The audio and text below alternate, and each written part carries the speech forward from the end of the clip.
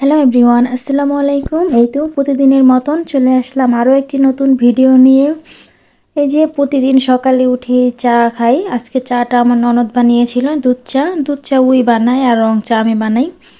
এই তো আর এই যে চা খেয়ে এদিকে হচ্ছে আমার শাশুড়ি পুরো রুম ঝাড়ু দিয়ে নিতেছে সকালে। আজকে চাল ভাজা দিয়ে চা খেয়েছিলাম, ভালোই লেগেছে। চাল ভেজে তারপর দুধ চা খেয়েছি। আর এদিকে হচ্ছে আমার ছোট মেয়ে খেলা করতেছে।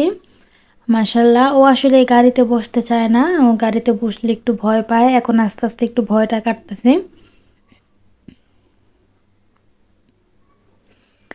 এই তো এই যে সকালে নাস্তা করে এখন এই যে দুপুরের জন্য রান্না করে নিতেছি। দুপুরের দিকে তো এখন একবারে গ্যাস কমে যায়। কাদের বাসায় কীরকম গ্যাস থাকে জানি না, তবে আমাদের এদিকে গ্যাস প্রচুর পরিমাণে দুপুর হলেই থাকে না।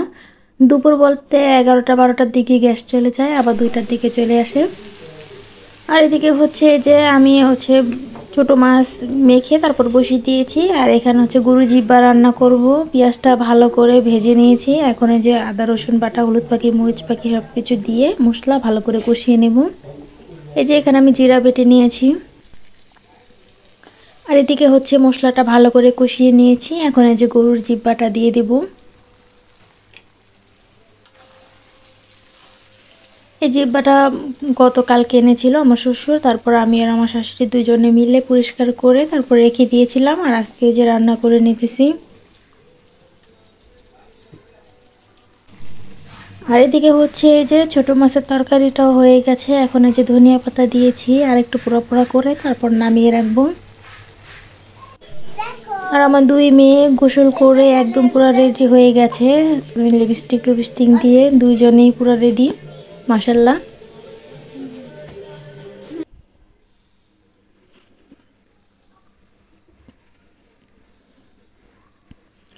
আর এই তো এই যে বড় মেয়ে এখন এই যে একটা ক্যান্ডি চকলেট খাবে। এই চকলেটটা মাশাল্লাহ খেতে তো ভালোই লাগলো। আমি আবার এইসব খাই, চকলেট আইসক্রিম পছন্দ করি।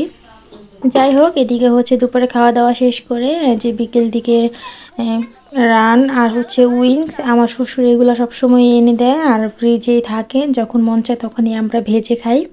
আর এই তো আজকে বিকেলে মন চাইলো একটু ভেজে খেতে, এজন্য অনেকগুলো নামিয়ে নিয়েছি। এখন সবগুলো মশলা মেখে তারপর ভালো করে এগুলো ভেজে নেব। এখানে রান আর মুরগির পাখনা, আসলে এগুলা এভাবেই আনে, এর সাথে আর অন্য কিছু দেয় না, শুধু রান আর পাখনাই ছিল। এগুলি আমরা ভেজে খাই। আর এখানে হচ্ছে আমার ননদ মেয়োনিজ বানিয়ে নিতেছে সিদ্ধ ডিম দিয়ে। ও আগে কাঁচা ডিম দিয়ে মেয়োনিজ বানাইতো, কাঁচা ডিম দিয়ে বলছে যে মেয়োনিজ বানিও না। এই জন্য এখন এই যে সিদ্ধ ডিমের মেয়োনিজটা খেতে তো মাসাল্লাহ ভালোই হয়েছিল।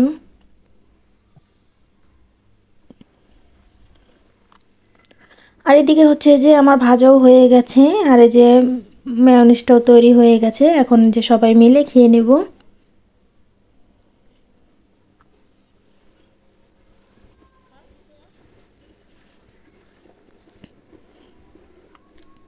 এই যে আমার বড় মেয়ে খেয়ে নিতেছে, ও আসলে এসব অনেক পছন্দ করে, ওর জন্য বানানো হয়। আর এদিকে হচ্ছে যে একটু মোমো বানিয়ে নিলাম। আর মুরগি ভাজা তো খেয়েছি আমরা বিকেল দিকে, আর মোমোটা একটু রাত্রে 8টা 9টার দিকে মোমো বানিয়ে নিয়েছিলাম। এখানে সাদা তিল ছিল না, এই জন্য সাদা তিল দিতে পারিনি, ঘরে যা ছিল তাই দিয়ে বানিয়ে নিয়েছিলাম। আর এই তো এই যে এখন মোমো বানানো হয়ে গেছে, এখন সবাই মিলে খেয়ে নেব। আমি আগে মোমো বানাইতাম হচ্ছে সেদ্ধ করে ভাপ দিয়ে, আর আজকের মোমোটা আমি হালকা তেলে ভেজে নিয়েছি। আর এই তো এদিকে মারিয়ামের বাবা চলে এসেছে দোকান থেকে, আসার সময় যে আমাদের 3জনের জন্য 3টা স্পিরিট নিয়ে এসেছে। এই তো আজকে সারাদিনের খাবার দাবার রান্নাবান্না ব্লগ শেয়ার করলাম। যদি ভালো লেগে থাকে অবশ্যই সাবস্ক্রাইব করে দিবেন আর হচ্ছে লাইক করে দিবেন। আর এই তো এই যে আমার স্পিরিট আমার ননদকে দিলাম, আমার মেয়েকে আর আমরা 3জনে মিলে এখন স্পিরিটটা খেয়ে নেব।